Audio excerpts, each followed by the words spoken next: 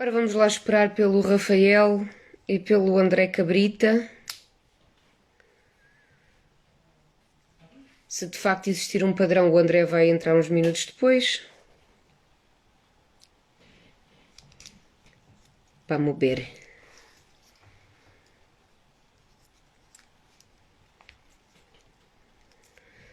Pode ir dizendo coisas, pode ir escrevendo comentários. E dando sugestões para temas futuros também.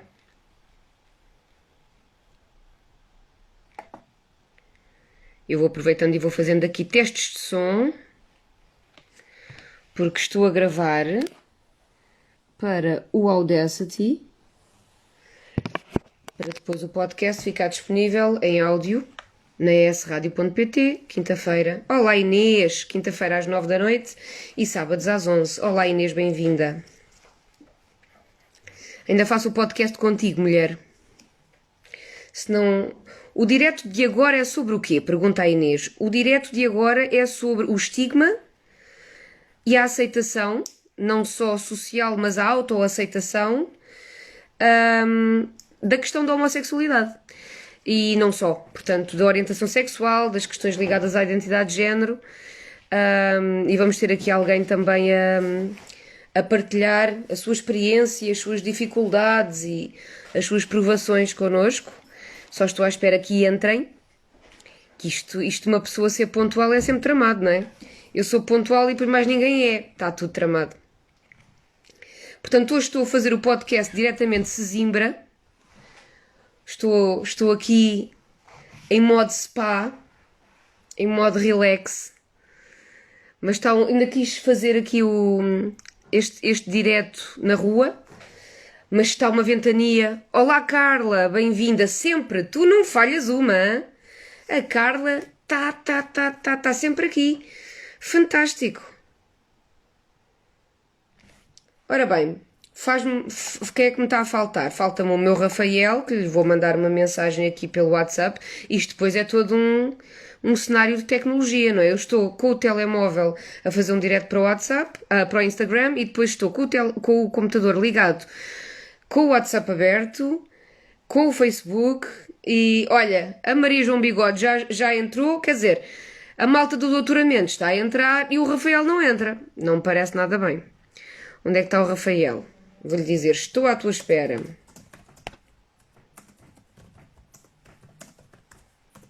Vamos lá ver. Portanto, já mandei mensagem ao Rafael, agora vou mandar uma mensagem ao meu... Aí está o Rafael! Aí está o Rafael.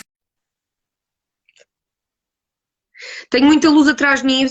Ó Carla, é porque sou uma pessoa muito luminosa. Poderia ser leguminosa, mas na verdade não. Vamos ver se consigo ver mais para aqui. Entrou um Rafa. É verdade, entrou um Rafa, sim senhor. Agora ele só tem de entrar no direto, que eu já lhe mandei o convite.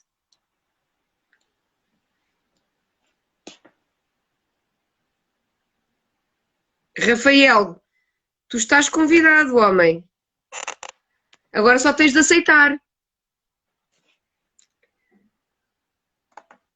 Ouviste, Rafael? Aí está! Olá, boa tarde. Como é que tu estás, homem? Deixa lá ver se aqui o Audacity te está a apanhar. Fala lá qualquer coisa, Rafael. Tá me ouvindo? Estou-te ouvindo, sim, senhor. Sim, Hoje que bom. poderíamos falar sobre teoria e métodos de ciência Olá, Tatiana, meu Deus. Isso é uma tortura já, calma. Não, para quem não sabe, eu e o Rafael somos colegas na Faculdade de Letras, tal como a Maria João Bigode e a Natália que entraram também há pouco. E estamos à espera de uma nota, estamos à espera da nota de um seminário e que deverá sair hoje, à semelhança do Sócrates. Portanto, vamos ter uma nota ao domingo, muito provavelmente, e estamos assim um bocadinho ansiosos. Ansiosos é Sofrendo. diferente. É isso. Bom, eu, à falta do meu André, não faz mal, vou-lhe mandar só uma mensagem para saber se ele está vivo, mas nós começamos e não há problema nenhum. Não há problema nenhum. Vou só ver se ele me respondeu. Isto. Ah, cá está ele. Então porquê é que ele me diz hello? Já estou no live. Waiting for you. Bom, quando ele entrar, entrou. Bom, hoje vamos ter um tema um bocadinho complicado, não é, Rafael? Apesar de se calhar para ti já não ser complicado, mas acredito que já tenha sido. E para muitas pessoas que eu acompanho, muitos amigos pessoais, muitas pessoas próximas, sei que é um tema muito difícil, que ainda hoje, e estou a falar de pessoas que até já têm algum à vontade, digamos assim, com o seu self, com a sua intimidade, com a sua orientação, mas ainda assim, estando eles à vontade, não se sentem à vontade para espelhar isso para o mundo. Ora, entrou o André. Ai, André, estás tão giro. Alô, boa Gosto tarde, tanto. tudo bem? Mostra Olá, o boa cabelo. tarde. Eu não sei se me conseguem ouvir, que eu estou aqui com os fones que não são os habituais. Conseguimos Estou, Conseguem ouvir? agora. Estás estou extremamente ouvindo. rockabilly. Gosto Ok. muito. O rockabilly fica-te bem. Estás muito bem. Estás sim, senhor. Estava aqui a fazer aqui uma pequena introdução, né, enquanto também esperava por ti. Sim. Estava a apresentar o Rafael também, porque nós somos os dois colegas na Faculdade de Letras. Portanto, o Rafael está. Já agora fala-me um bocadinho do teu estudo, do teu mestrado, Rafael, para as pessoas lá em casa também saberem. Bom, o meu mestrado também. Esse suspiro, esse suspiro inicial.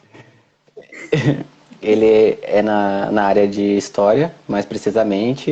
Eu tenho interesse nessa questão da religião e eu pretendo fazer uma análise sobre cultura entre o povo hebreu no próximo Oriente por volta de 1400 a.C. E as pessoas lá em casa estão a pensar assim: isto é completamente chinês. Porquê é que tu Ah, tens interesse no povo hebreu nesta época em particular? eu acho que foi um momento em que eles tiveram muito contato com outras culturas. Foi o momento que eles adentraram a Terra Prometida, né? Então ali houve muito o hibridismo cultural, né? Essa troca entre tantos inimigos, os novos povos, aqueles que já estavam estabelecidos naquele sítio. Então eu acho bem interessante saber o que eles tiraram dali e o que mudou, né? E acho que o principal, talvez assim, o primeiro assim que a gente consegue ver é a questão da monarquia, que antes era uma teocracia e passa a se tornar uma monarquia.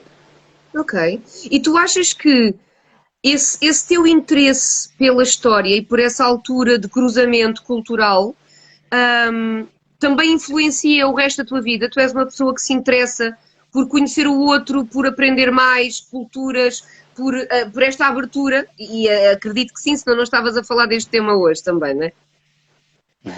Ah, não, com certeza. Eu acho que, a princípio, quando eu comecei a estudar, venho de um âmbito bem religioso e sempre me veio essa curiosidade do porquê que é tão influente, porque quando eu comecei a me afastar da religião, por assim dizer, eu comecei a me perguntar, né, por que ainda há tanta influência da religião, mesmo para quem não é desse meio. E eu acho que foi isso que levou uma coisa a outra e eu fui para um período tão antigo para tentar meio que descobrir, não descobrir, mas só entender um pouco mais sobre como isso aconteceu e que de forma isso acontece. Então, se calhar, eu vou pegar numa frase que tu disseste agora e fazendo a ponte para o nosso tema, e o que nós temos estado a divulgar é que hoje vamos falar de um tema bastante sensível, André, era isto que eu estava a dizer antes de tu entrares. Portanto, vamos falar de um tema sensível que é esta questão da orientação sexual, da identidade de género e até que ponto é que existem estigmas e lutas e dificuldades. Espera, que o Rafael está ali em A pensar. stand-by, está pensando. Rafael, volta, precisamos de ti. Ficou sem rede, provavelmente. Vamos dar um pouco de tempo então a ver se. Vou dar um bocadinho ao Rafael, que estava a falar tão bem. Parecia. Olha, não, caiu. A ver se ele volta entretanto. Já agora, André, Sim, como está? Já falo contigo há uns dias, não é? Não tenho Sim. sabido nada de ti. Sei que estás todo rockabilly e todo jeitosaço. O que é que Não, tens feito? isto é porque não pentei o cabelo, por isso é que o cabelo está todo para cima, porque estive ali ainda de volta da cesta do miúdo. Por isso é que ainda estou todo assim, com este aspecto. Olha, este tema que nós vamos falar hoje é-te minimamente sensível? Enviou um pedido. Ok, Ok. então vamos lá, Rafael, vamos lá. Acho que já deve estar praticamente quase a entrar. Isto acontece. Aí está ele, de volta! De Desculpa, volta! olá. O que é que eu estava aqui? Estava aqui a falar com o André, a tentar introduzir o tema, não é? Enquanto dávamos um bocadinho de tempo, mas tu disseste uma frase que eu acho que é importante e se calhar eu pegava por aí para tu fazeres essa passagem, que é, tu começaste a afastar da religião Hum, sim, e esse teu afastamento da religião teve a ver com descobertas na tua vida, teve a ver com uma autoaceitação de ti mesmo. Até que ponto é que a religião era prejudicial ou positiva? Atenção, os dois pontos são válidos. Portanto, até que ponto é que tu necessitaste mesmo de fazer este afastamento? olha, Tatiana, eu acho que durante a licenciatura foi como quando começou a ocorrer esse afastamento. Eu acho que eu nasci numa família bem religiosa, a grande parte dela ou era católica ou era protestante, né, evangélica. E essa questão, acho que talvez da sexualidade mesmo, sempre foi algo muito que me gerava muita dúvida, muito altos questionamentos. E a partir da faculdade, assim, acho que foi quando começou a acontecer algo assim de questionar e de me afastar mesmo. Ok. E sentias que a religião era opressora nesse sentido? Com certeza. Eu acho que foi. Eu não me sentia à vontade dentro daquele espaço. Essa é a palavra que melhor me identifico, assim, sabe? Achas que Eu, podemos dizer, não sei se será muito agressivo dizer isto, mas dependendo da nossa orientação sexual, nós não nos sentimos bem recebidos em determinados contextos, podemos dizer assim? sim, eu acho que esse foi o principal motivo e com certeza acho que é isso mesmo. Eu Eu não. tenho várias pessoas comigo neste momento que estão um bocado a descobrir a sua sexualidade e a descobrir de facto, e acho que se calhar resumimos muito isto a estão a descobrir o que as faz felizes, não é?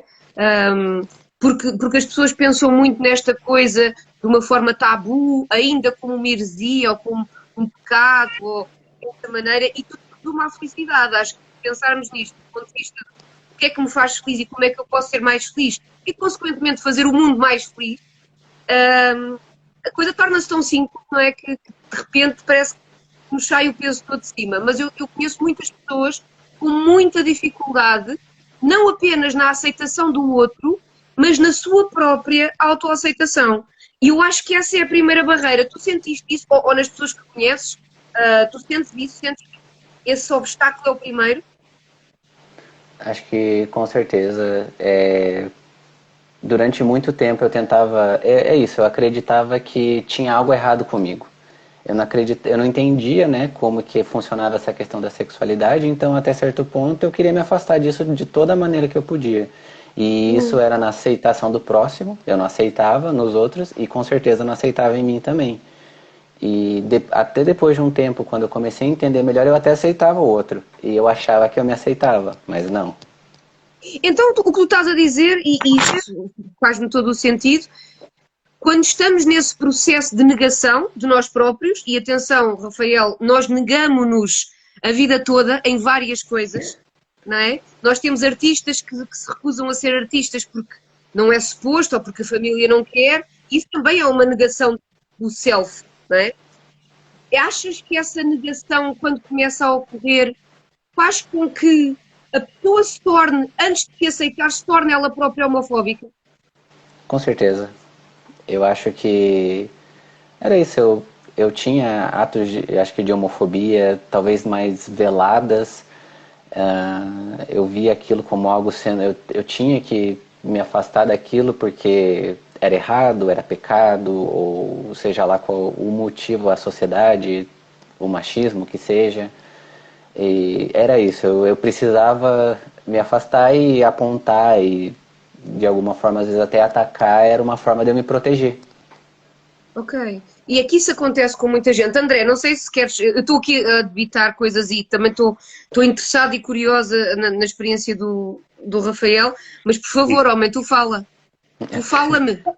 Agora, nós vivemos, ainda hoje vivemos num estado em que, principalmente, há sempre aquela componente de ligação religiosa, seja qual for a corrente, não é? Que nos limita a quase ao clássico estado do homem e da mulher, não é? Heterossexuais. E tudo o resto já não existe. É tudo um espaço e um tempo que eles dizem que é quase uma fantasia. Mas a verdade é essa, André. A verdade é que existe. Então, se nós resumimos tudo ao homem ou à mulher e o resto não existe, isso é negação pura, porque o resto existe. Na verdade. Exatamente. Isso foi instituído. Portanto, isso pode-se dizer que é uma instituição, ainda hoje, que determina tudo o que vem a seguir, por assim dizer.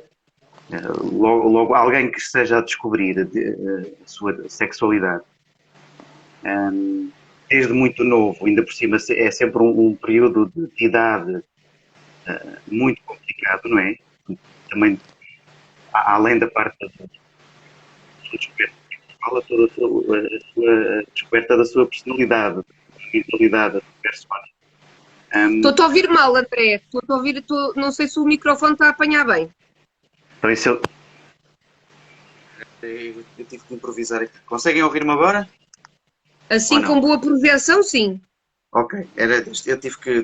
Tentei arranjar aqui uns auscultadores, mas não está a funcionar. Mas estava a dizer que, aliado à parte da descoberta sexual, normalmente é uma idade que vem toda a descoberta da nossa personalidade, da nossa.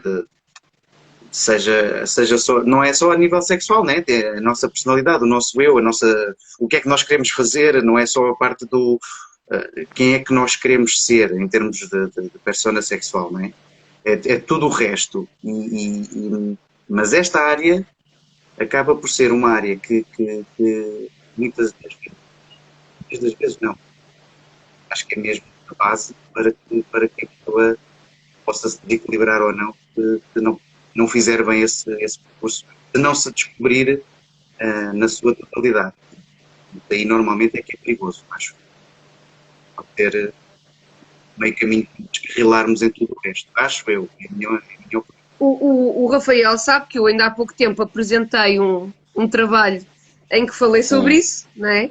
E de facto, uma das partes que talvez eu não tivesse, ingenuamente, não tivesse tanto conhecimento ainda da Bíblia, mas quando fui lendo as referências, fui-me sentindo. Bom, eu não posso dizer que me sinta enojada porque as coisas são contextuais, não é? Eu tenho de as perceber e Sim, estudar sim. naquelas épocas em que elas foram escritas e tentar perceber o que é que estava por trás do que levou à escrita das coisas. Mas, na verdade, talvez me sinta enojada por hoje, século XXI, ainda irmos buscar à Bíblia, É essa como literalmente. referência. Portanto, e tu ouviste, não é, os exemplos que eu dei, desde o Gênesis ao Levítico, caso tenham curiosidade, até à primeira carta dos Coríntios, até à primeira carta dos Romanos, há muitas referências que dizem que a homossexualidade deve ser punida com a morte, nem há aqui meio termo, portanto É o fim. morte ou nada, não é?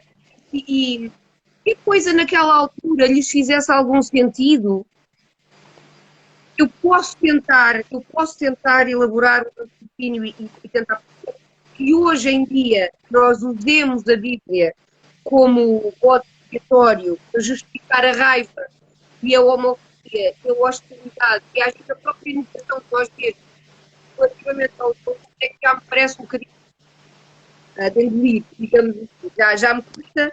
E tu sentias isso, Rafael, tu sentias que as pessoas se apegavam à religião para justificarem estes comportamentos. Sim. Eu acho que isso tanto no sentido da, da não aceitação, ou seja, da homofobia. Eu acredito que a religião, ela pautava tudo isso em mim e no meio que eu vivia também, né? Eu me sentia como errado, eu me sentia como fora de contexto, como aquilo sendo algo que eu deveria lutar para transformar e eu ser o certo, bem como o André, desculpa, tinha falado André, que é isso, que o homem ou a mulher, o hétero, e é isso só. Pois, E, e toda a referência que eu tinha era essa. Eu fui criado dentro desse espaço onde você tem que ser o homem, você tem que ser hétero, você tem que casar. Até os meus 20 anos, 21 anos, quando eu ainda fazia parte de uma denominação religiosa, eu tentava de todas as maneiras possíveis me reeducar ou ter essa cura para heteronormatividade ou pois. heterossexualidade. a Maria João estava aqui a dizer uma coisa, portanto tenho aqui duas participações interessantes, a da Carla e a da Maria João. A Maria João estava aqui a dizer para nós distinguirmos a questão da identidade de género e da orientação sexual, que normalmente as pessoas fazem um bocadinho de confusão, porque de facto na orientação sexual tu entendes-te como um homem, mas tens atração por outros homens, portanto acho que é perfeitamente compreensível. Na identidade, o que tu sentes é que tu não te identificas com o género que tu tens, portanto no caso de um homem ou de uma mulher, portanto tu sentes que estás no corpo errado, tu não te identificas com esse género. Estas pessoas para ti ainda têm mais problemas a nível de sociedade? Ah, com certeza. Eu não, assim, eu sou novo aqui em Portugal, então eu não conheço tanto a realidade, mas, por exemplo, no Brasil, é, essas pessoas elas não têm espaço dentro da sociedade. As conhecidas são transexuais, né? A gente até estava discutindo isso no grupo esses dias, Exato. que são também denominadas travestis. O espaço delas, único e exclusivamente, com a prostituição. Elas não são aceitas num espaço que seja de um mercado, num lugar de trabalho, numa escola. É sempre esse lugar periférico, de noite, onde ninguém vai ver, onde vai ser uma questão privada. Elas não devem existir para a sociedade. E até a religião, ela nega totalmente, vou colocar, trazer, talvez é o que eu tenho um pouco mais de conhecimento, a religião ela nega essa existência também, né? Porque se for para ir lá, é para ir lá para salvar essas pessoas. Ok, ok. Tiveste assim uma quebrazinha, por isso é que eu estava a ver se tinhas voltado ou não. A Carla estava-nos a falar de que na Antiguidade Clássica nós temos exemplos do oposto, na verdade. Portanto, se nós viajarmos um bocadinho atrás no tempo, não é? Portanto, tirando aqui estes 2000 anos e picos de cristianismo e de regras um bocadinho mais apertadas e de uma série de conceitos, talvez mais até políticos que religiosos, necessariamente, não sei. Ainda é das coisas que também estou a estudar, tal como a Maria João, que diz muitas vezes eu não sou dessa área, não é? Eu também, a minha área, eu estou-me a refugiar na história e a tentar estudá-la precisamente para entender a psicologia hoje. É por isso que eu fui para a história. Mas se nós viajarmos um bocadinho no tempo para a Antiguidade Clássica, quer dizer, a homossexualidade era supernatural. Ninguém via a homossexualidade e não só, não é? Portanto, aí até podemos ver outras coisas, porque na verdade era normal testes até terem relações com os seus discípulos, que eram muito mais jovens, muito mais novos e considerado pedofilia, claramente. Porque também fomos vendo o desenvolvimento cognitivo e emocional de uma criança, quando é que ele tem a noção das coisas, a noção da responsabilidade, e claro que as nossas leis foram tentando ajudar com esse desenvolvimento mental e, por isso, tentando preservar a criança, tendo-a também sexualmente. Até aí consigo perceber perfeitamente. Mas, na verdade, a homossexualidade era uma prática supernatural que não era certificada. que é que achas pela tua experiência, também pela tua experiência no estudo da história, que tu és um homem da história, encontraste alguma coisa, encontraste alguma dica, alguma ponte que te ajuda a perceber quando é que houve este shift, esta mudança? Eu acho que o advento do cristianismo foi essencial, porque até assim, quando pensa no contexto de Grécia, de Roma no caso, né, mas um pouco mais próximo, a gente entende que na verdade tinha bem essa questão da formação do homem, também a gente não pode ter cometer o anacronismo de achar que o contexto é o mesmo, né, porque era um pouco diferente. Claro. Mas eu acho que para mim, assim, pelo que eu vejo, é que realmente, assim, a cultura judaico-cristã, já de Levítico mesmo, de Sodoma e Gomorra, toda essa fala, até acho que em alguma parte do Antigo Testamento fala sobre vários assassinatos de pessoas que faziam parte da tribo de... perdão. Eu vou tentar lembrar o nome da tribo. Olha, a Ana temos aqui uma participação que diz: o cristianismo manda que amemos o próximo, mas na verdade deveria ler-se amar o próximo, desde que o próximo corresponda aos padrões estabelecidos. É verdade. Eu não quero passar essa linha onde eu fico atacando a religião, mas eu vejo dessa forma também. E aqui a nossa João diz que como é que ela diz? Uma outra questão, podemos até partir do princípio que a Bíblia pode ser inspirada numa palavra divina. Questiono isto, mas não deito por terra essa possibilidade. Agora, mesmo assim, a Bíblia foi escrita por pessoas. Bom, João, temos o nosso Bruce Lincoln, não é? Que diz que no fundo a religião é a palavra dos homens, não é? Tornada divina, não é? É esta Ora, coisa... lá está. Ora, lá está. A Bíblia foi escrita por homens, todos os relatos são relatos da palavra dos homens, que depois foi divinizada, foi enaltecida a este corpo sagrado, não é? Mas é a palavra de qualquer um de nós, é a palavra de pessoas daquela época que tiveram determinadas experiências sociais, políticas, culturais, familiares e que decidiram falar sobre um determinado tema. Portanto, a Bíblia é sexista. Bom, isto agora, não vou dizer que não concordo contigo, Carla, mas claro que isto agora dá pano para mangas e se entrar aqui malta depois de vencedora, centros sagrados, das Sagradas Escrituras, já fomos e estamos tramados.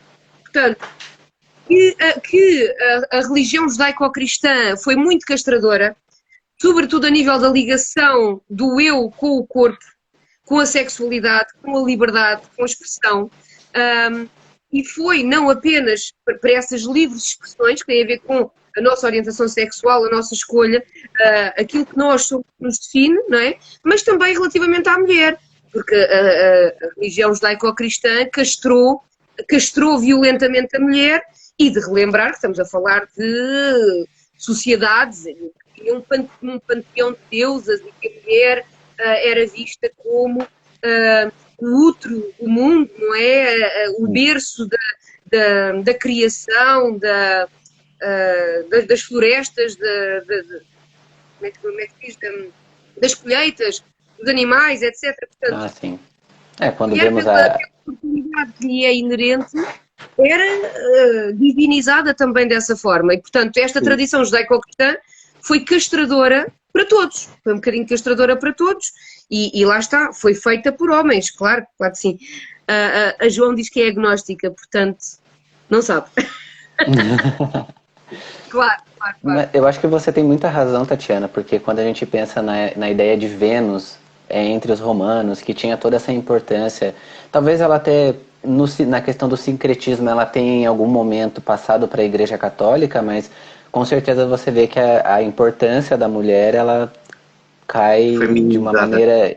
exatamente, ela volta a ser reduzida, né? Ao ponto de, em períodos da Idade Média, a mulher não ser considerada um homem com o seu órgão sexual para dentro, né? Que eu acho... Que é estranho, né? Porque nós temos aquela noção do que eu me lembro, por exemplo, no que diz respeito à sociedade romana, A mulher era o homem mandar, como é que eu ia dizer, mandava nas questões da guerra e da parte das questões da porta da casa para fora e a nível social, doméstico, quem tinha o poder, apesar disto também ser uma visão um bocado minimizadora, mas eu acho que mostrava-se que a mulher na sociedade tinha poder, né? Em casa andava e na família, e nas orientações e nas gestões, e há relatos que muitos administradores ou gestores das finanças ou da estratégia militar eram influenciados pela principal conselhia da esposa, ou de uma mulher, irmã ou mãe, existem muitas indicações. E depois, a partir daí, que supostamente a civilização vai passando por momentos em que pode dizer que vai andando para a frente, nesses aspectos, nesses pontos fulcrais, vai andando para trás. Aí é? Ou seja, o homem pega num texto e torna-o divino, ou mostra ilustrações de coisas divinas que passaram, mas depois, a partir daí, as incongruências começam, não é? Ou seja, tem muitas coisas que estão a escrever para a frente, mas depois a seguir estão a escrever para trás. O principal foco de interesse é perceber como é que, muitos séculos depois, essa influência e esse poder ainda se mantém. Ainda se mantém quase como a lei divina, né? Que Sim. indica que as coisas são assim e não podem ser colocadas em causa. É, eu acho Oh, que Rafael, tu tens sentido estigma social? Ou achas que a nossa sociedade está, vá, de alguma forma a abrir e a demonstrar algum respeito? Eu acho que respeito tem de ser a palavra, não é? Porque é isso que às vezes nos falta. É o respeito pelo outro. Porque o outro somos nós, portanto, sim. era simples se víssemos assim, não é? Sentes que ainda há estigma ou depende dos contextos? Por exemplo, como é que é a tua realidade de vivência cá em Portugal, não é? E como é que era no Brasil? Eu acho que as pessoas aqui. Eu acho que elas se importam muito menos, talvez. Eu vejo que talvez as pessoas estejam mais preocupadas com sua própria realidade, a sua própria vida. E pelo menos é o que eu.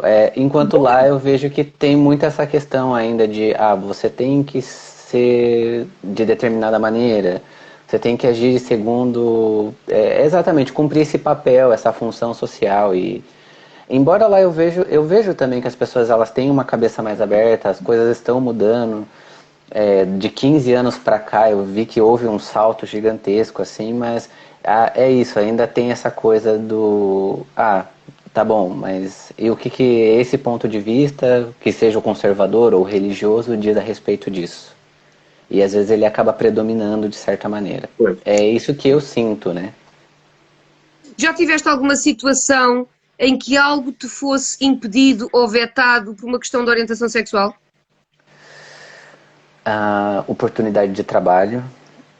Ok. Lá já aconteceu claramente, acho que a pessoa, na verdade eu nem sei se isso poderia ocorrer, mas na própria entrevista de emprego surgiu essa pergunta e eu era a única pessoa que, bom, eu falei, eu não vou mentir, né? E falei. E nisso, até então parecia que estava indo super bem a entrevista e de repente parece que tomou um outro rumo e falaram que iam me retornar e nunca mais. Assim, Ok. eu não posso. Eu senti isso, não posso dizer que foi exatamente, mas eu lembro da expressão, assim, que era sorriso, sorriso, de repente, sério. Cá em E, Portugal isso nunca te aconteceu? não, aqui não. Até. Eu ainda acho que eu tento ainda. Eu não sou uma pessoa que sempre está gritando a minha sexualidade, eu não sinto essa necessidade, embora. Mas assim, não acho que eu tive nenhum problema com relação a isso aqui, não.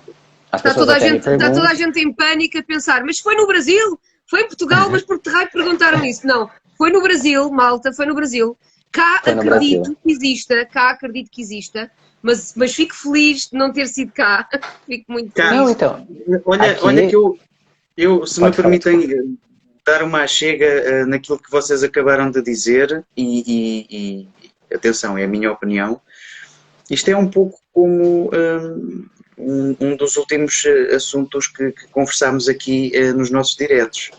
Tem a ver com o racismo, se bem se lembra. Eu tenho a noção que isto também poderá estar um bocadinho, vamos dizer, enraizado e escondido É na maioria velado, da é isso. população. Eu normalmente eu gosto de ir logo e pôr os pontos nos is, e eu tenho a noção que sim, que Eu estamos, concordo contigo, eu concordo contigo. mas que escondemos muito bem numa capa de progressismo e querermos acompanhar a Europa. Mas eu acho que, por assim dizer, eles, entre aspas, andam aí. Eu concordo contigo e gostei do paralelo que tu fizeste com o tema do nosso último podcast sobre o racismo, porque na verdade também há uma homofobia estrutural, tal como um racismo estrutural. Existe, E da sim, senhor. mesma forma que nós temos todos famílias super liberais e tudo com alta aceitação, mas se calhar se chegarmos a casa e dizemos, olha, este é o meu namorado, é negro, se calhar vai haver ali um setback. Se calhar é a mesma coisa se nós chegarmos aos 17, 18 anos e dissermos aos nossos pais, olha, eu sou homossexual. Portanto, esta coisa de nós aceitamos tudo, mas na verdade não aceitamos na nossa casa. Portanto, há Sim, esta exatamente. É um pouco isso. este racismo estrutural de base. Aliás, e nós falámos disso depois com o Zé Rui no último podcast, a prova é que nós ainda nos sentimos atacados, nós, entre aspas, quando alguém diz, olha, epá, não faças piadas sobre homossexuais, ou não faças piadas sobre negros, porque são pessoas que não podem mudar essa realidade e viveram perseguidos por isso a vida toda. Portanto, é natural que não se sintam confortáveis com piadas. Ah, era o que mais faltava, agora são todos uns coninhas e umas flores de estufa, e agora não podemos dizer nada, isto é só uma piada, não estamos a falar mal. Isto é só uma piada. É a normalização da patologia, não é? Uhum. E é Sim. perpetuar a homofobia e o racismo por mais 20 ou 30 anos. Portanto, é importante que as piadinhas também parem, porque de facto a nossa escolha, a nossa orientação, ou a nossa cor da pele, ou a nossa etnia, não são passíveis de escrutínio. Ninguém tem nada a ver com ela, não é? Não é passível de piada, não é uma andota, não é? E isto é uma coisa que eu sinto que ainda está a demorar muito a mudar. Sim, porque lá está, nós chegamos a um ponto da nossa vida, nós vamos, na parte profissional, nós desempenhamos um papel, que é, dentro das nossas valências, aquilo que somos capazes, que conseguimos fazer e atingir no nosso trabalho, não é? O que nós somos, atrás, eu acho que não tem implicação nenhuma na capacidade de cumprir um papel profissional, cumprir uma função. Portanto, essa pergunta num questionário para análise do perfil de uma pessoa para ir para um trabalho, porque se é heterossexual ou homossexual, isso significa o quê? Que vai ser menos eficiente, menos capaz, menos profissional, porque é homossexual. Da última vez que eu li o significado de incompetência no dicionário, não estava lá essa descrição. Portanto, mas lá está. Continua a ser para mim muito estranho, mas sim, cá em Portugal, eu continuo a dizer, eles andam aí. Eles estão escondidos. Andam. E nós estávamos a falar naquela apresentação, na nossa última aula. Eu ainda estou traumatizada, Rafa, por isso é que ainda falo muitas vezes na última aula. Mas na nossa última aula, o meu trabalho foi sobre a SIDA e nós até estávamos depois no final, porque ficou para o fim, estávamos a conversar sobre a questão. Foi ótima. Foi ótima a apresentação. Eu gostei muito.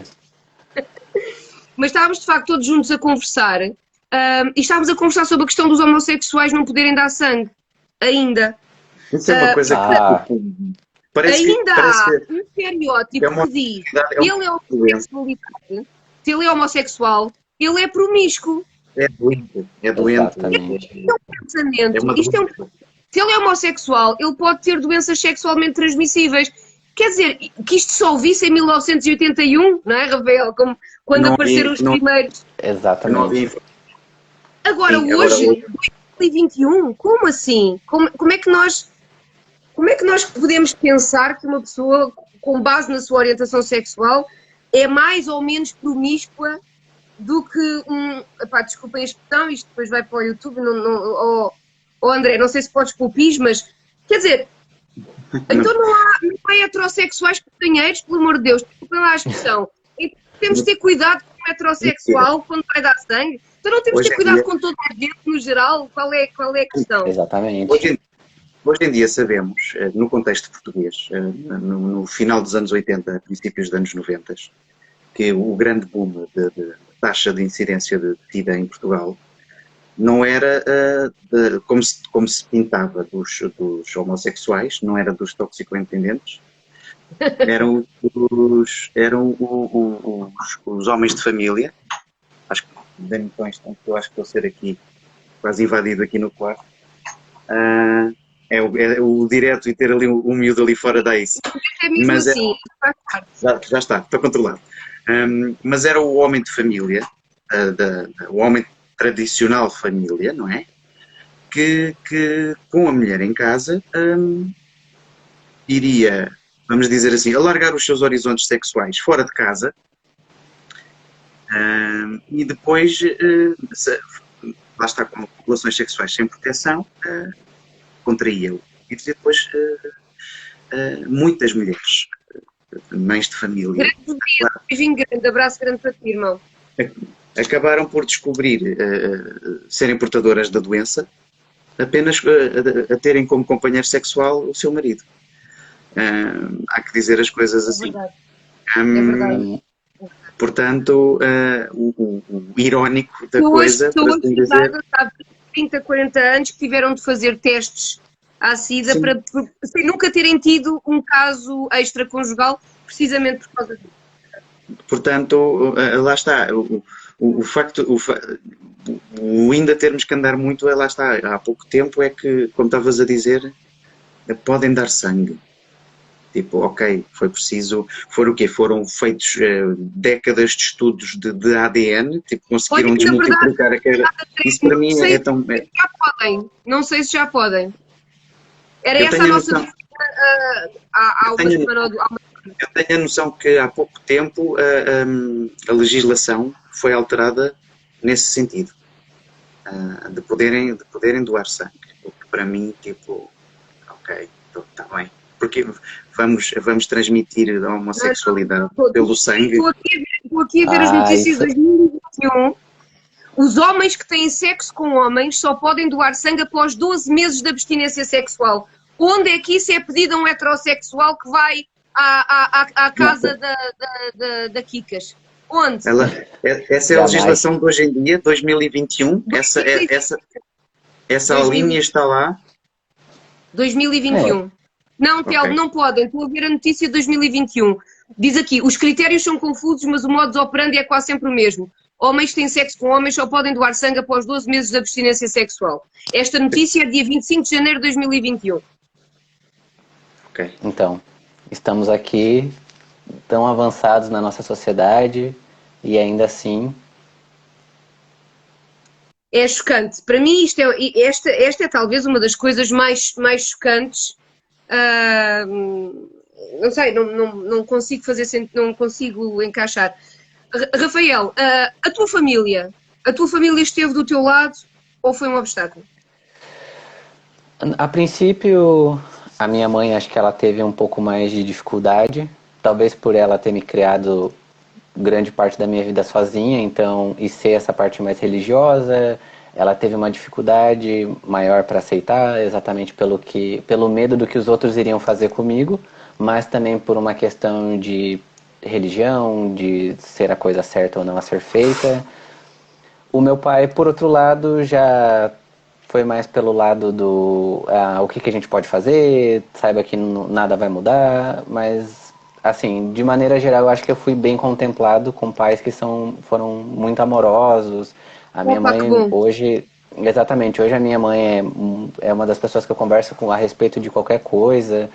E ela sempre fala, eu quero saber quando você vai casar, quando você vai ter o seu marido, e Opa, gosto tanto. Por que é que não há mais sim, pais sim. assim?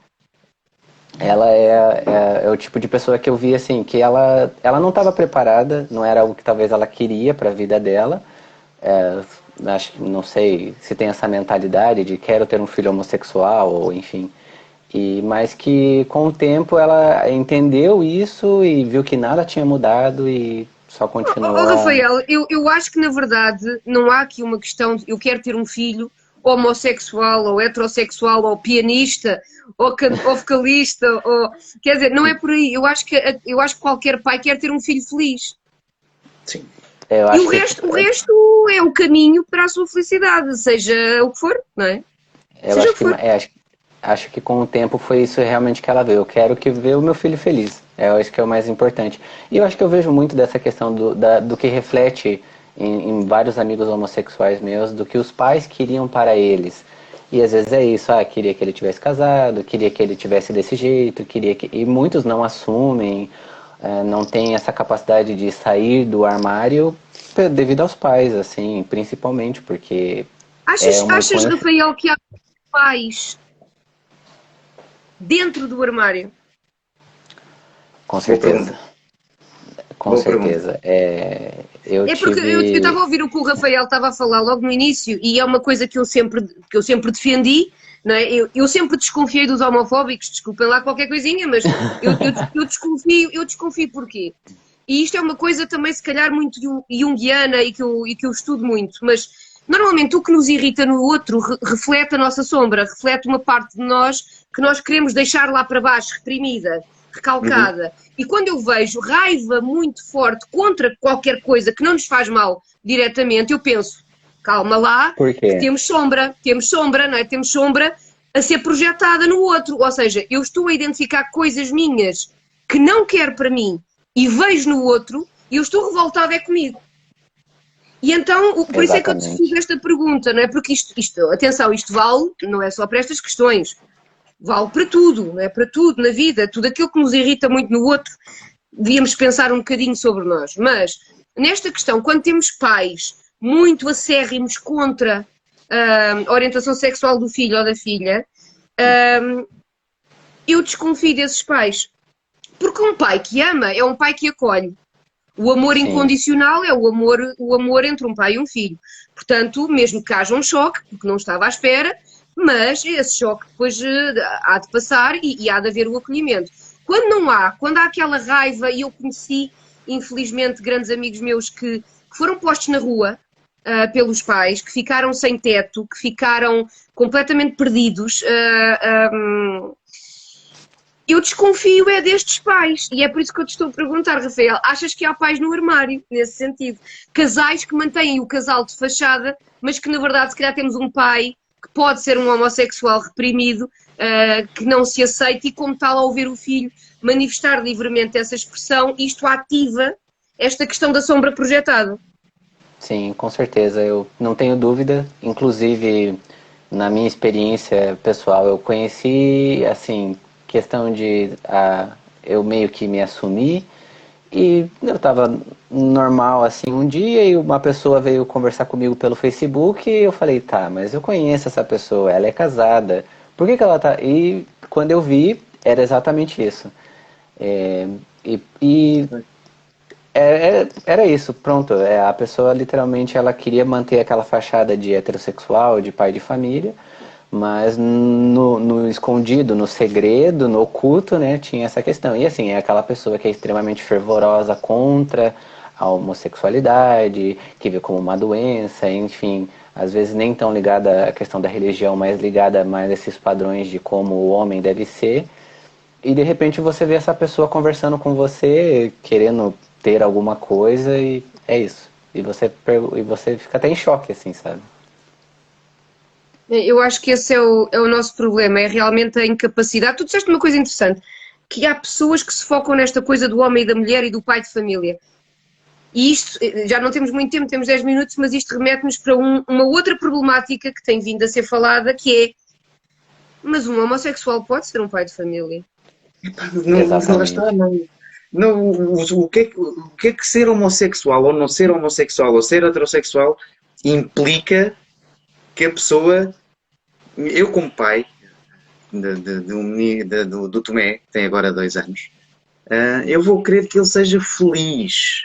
Se ele quiser ser feliz a fazer o trabalho que uma pessoa tipo, vais fazer isso da tua profissão a toda a tua vida, mas queres ser feliz assim. Se ele quiser ser feliz a fazer a arrumar panos numa gaveta como profissão. Olha que estás a dizer isso, mas depois pode calhar um filho que queira ser baterista. Tu pensa bem no que estás a dizer. Se ele quiser ser baterista, ele até pode nem achar Vai piada chorar. nenhuma como se ele for baterista, quem vai chorar é a mãe, não sou eu. Eu vou estar na boa. Mas Tu ele estás até pode. tu pegas no baixo e a secção rítmica está feita. Está feito. Qualquer desculpa para trazer mais instrumentos para casa é por causa do miúdo. Eu tenho que trazer mais instrumentos. A culpa é dele. Mas ele até pode passar ao lado. Apenas apreciar música como ouvinte, como apreciador de música. Portanto, o que ele quiser, ou principalmente o que ele não quiser fazer, que seja bom para o caminho dele, para ser feliz, eu tenho que estar lá para apoiá-lo nisso. Portanto, lá está. Mas Pai. eu fui buscar esta questão de. O Rafael disse que as pessoas se focam nesta coisa do pai de família heterossexual, mas o pai de família pode ser homossexual. E esta questão foi mais um debate relativamente recente, que já dura há uns anos, não é? A questão da adoção por casais homossexuais. E eu tive uma experiência, ainda de bastante tempo, a trabalhar em instituições com crianças que nos chegavam da Segurança Social. Portanto, estás a ver o estado em que nos chegavam as crianças. Eu fazia visitas domiciliárias e provavelmente foi das coisas mais horríveis que eu vi na vida, e fica já para informação futura. Eu fazia visitas domiciliárias a casas onde as carraças estavam incrustadas na cal da parede e onde as crianças não sabiam falar porque nunca tinham tido um estímulo de alguém que falasse com elas. Portanto, estamos a falar de crianças de 2, 3 anos que miavam. Meu Deus. Isto foi o cenário mais horrível que eu já vi na minha vida.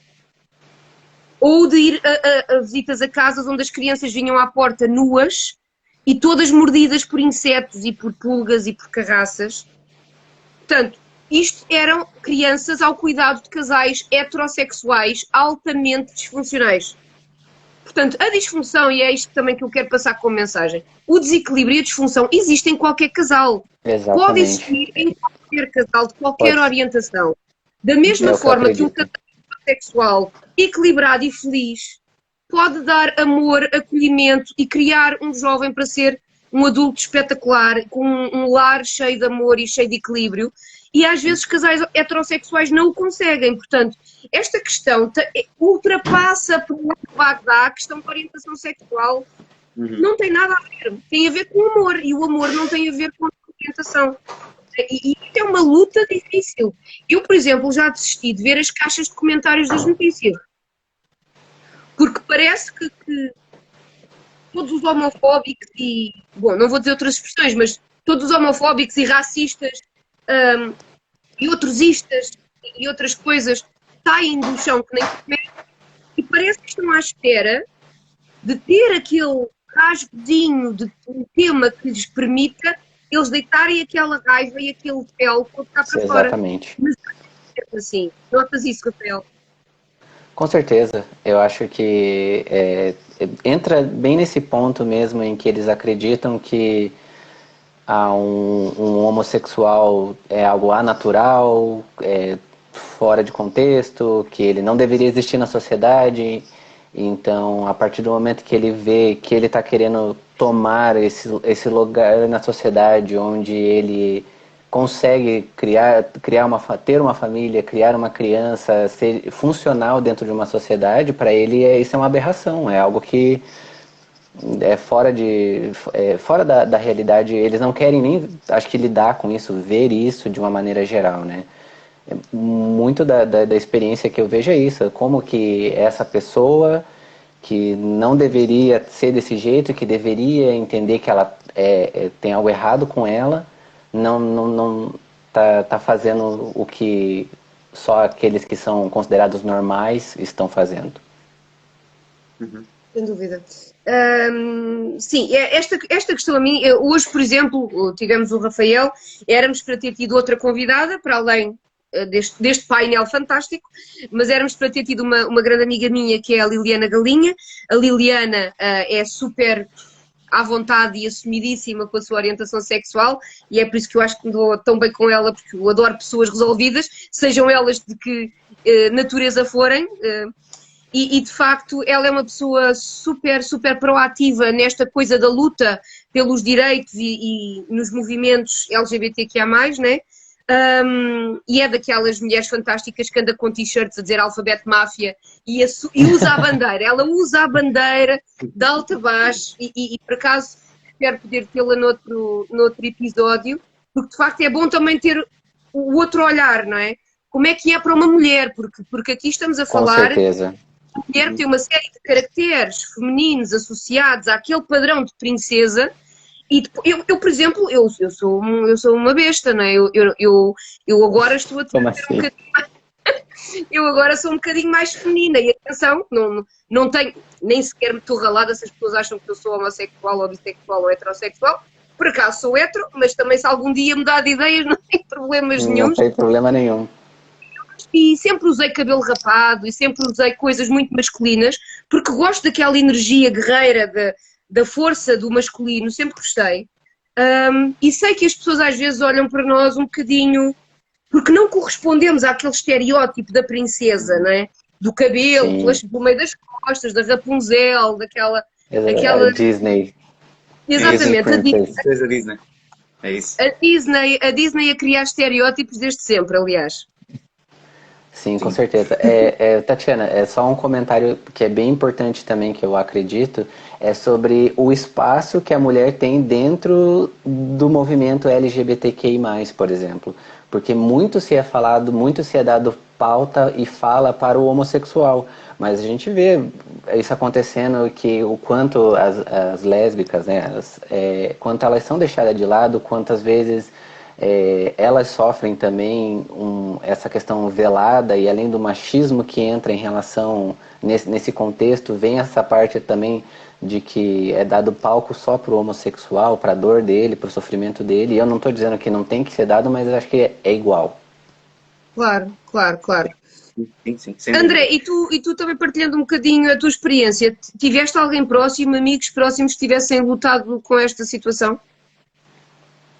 Quem eu conheço são pessoas desde que abriram o coração com eles próprios e depois o processo com as famílias, foram sempre coisas muito próprias, porque temos que ver a influência, o contexto de onde vem cada família, mas que hoje em dia tudo tomou um caminho de plenitude porque eles fizeram o que é necessário fazer. É descobrirem-se, sentirem a necessidade de falar, Externar. de exteriorizar o que sentem com os amigos, com a família, fazer todo aquele caminho dos pais que sejam mais conservadores, menos conservadores, que sejam pessoas mais esclarecidas, menos esclarecidas. As pessoas que eu conheço, foi uma luta, se calhar é uma palavra muito forte. Foi um caminho que fizeram e que foi a melhor. Não é, André? Foi uma jornada do herói. Sim, foi o melhor que puderam ter feito, porque é sempre pior quando não fazemos. Portanto, Com certeza. e aí hoje em dia não seriam o que são hoje, e teria sido tudo, se calhar ali uma pilha de cacos a nível emocional, sexual, a nível de ser humano, portanto, e hoje são seres humanos com S e H maiúsculo na sua plenitude, portanto, e é isso que nós somos todos. É como eu tenho uma camisa vermelha hoje, amanhã posso vestir uma camisa de outra cor, não interessa o que é, não interessa o que eu visto, não interessa o que eu sou. Portanto, acho que não interessa quem eu amo, interessa a pessoa que está ao meu lado, não é? Seja homem ou mulher, portanto, e interessa aos que estão à minha volta que eu os ame e que lhes possa dizer e exteriorizar isso. Não é isso que me define para a sociedade, que seja capaz ou incapaz de fazer as coisas, de objetivos, ser um profissional. Isso tudo são mitos urbanos que temos que desconstruir e mandar por aí abaixo. Denunciar, essencialmente, eu acho que temos de denunciar estas situações. Porque acho que no século XXI já não há lugar para este tipo de comportamentos, de irmos à entrevista de emprego e perguntarem qual é a nossa orientação sexual. Isso para mim é inadmissível completamente. Com certeza, acho que já passou do tempo de a gente enxergar a pessoa como um ser humano e não como uma característica, seja lá interna ou externa, enfim. Sabes que eu sentia um bocadinho de olhares às vezes de lado, aqui há uns anos, porque, pronto, como tu sabes, não é? Tipo, e isto define-me. Eu sou isto também. E isto é o que eu gosto. E é a máscara que eu gosto de pôr, não só para eu me sentir confortável, porque faz parte de mim, mas é aquilo que eu quero dar ao mundo. E se o mundo não quiser ver, tapa os olhos. E antes fazia-me um bocado de confusão isto. Eu pensava, vou tapar, vou não sei quê, se calhar, depois pensam que eu não sou boa psicóloga. Não. Acabou. Eu só tapo os braços. Eu só tapo os braços se estiver frio, visto um casaco. Exatamente. Tem que ser assim mesmo. De resto, não vou destapar, também tenho. Portanto, também estou aqui as minhas artes. Portanto, quem não quiser, lá está. Não, mas lá está, isto tem a ver com a autoaceitação. No dia em que eu me aceito, o mundo tem de me aceitar, senão temos pena. E é, é este trabalho interno, que também eu faço a nível de psicoterapia com algumas pessoas, mas é este trabalho interno de auto-perdão e de autoaceitação que é preciso fazer para que a pessoa de facto depois esteja livre no mundo e para que o mundo a olhe com respeito também. Mas se calhar de outra forma, se me permites dizer, Tatiana. Claro. Quando nós estamos bem na nossa plenitude, na nossa jornada do herói, também depois já não temos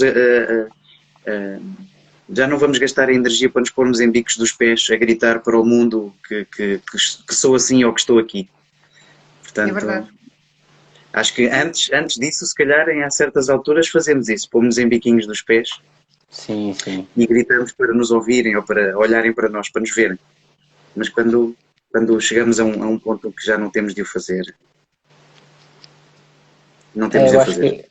Eu acho que é uma escala, realmente. Eu vejo isso de mim, porque no momento eu queria colocar para fora a minha sexualidade, me falar, eu queria lutar. Hoje, óbvio, eu acho que isso é importante, eu faço isso ainda, só que hoje eu acho que eu vejo que eu sou muito mais tranquilo em relação a isso, eu não tenho essa necessidade, porque é isso, é um processo, ele é um processo doloroso, é um processo que leva tempo, que às vezes é um pouco sofrido, muito mais eu comigo mesmo, mas eu vejo que, assim, cada vez mais, por mais que tenha essa questão essa luta do herói que o André disse, eu vejo que cada vez eu gosto mais daquilo que eu me tornei como pessoa. Então não é só eu como homossexual, mas eu como todo, assim, sabe? E nisso acho que você fica centrado, né? Rafael, olha, eu quero-te agradecer a tua participação e o teu à vontade também para falares da tua experiência. Acho e espero que ajude muita gente que nos esteja a ouvir e que possa ouvir este podcast mais para a frente, porque de facto há muita gente que ainda luta consigo mesmo e é uma luta inglória porque não ganhamos nunca, portanto aceitar é a palavra, aceitar e abraçar e acarinhar esse eu também, portanto começarmos por fazer isso a nós próprios para depois o resto já não importar, não é? Porque o resto depois não importa. André, obrigada pela tua presença, como sempre, não é? Eu até agradeço. Para a semana a mais. Já agora, mandem mensagens, deem ideias para temas, nós estamos sempre a pedir-vos, participem, mandem questões, coloquem ideias para nós termos, porque nós nem sempre somos muito criativos, isto a veia às vezes também falha. Eu e o Rafael vamos ficar hoje amarguradamente acordados até à meia-noite, pelo menos à espera da nota do seminário, portanto... Ai. Você Vamos lá ver o que é que percebeu Não sei. pela essa... Uma pressão aí a pairar.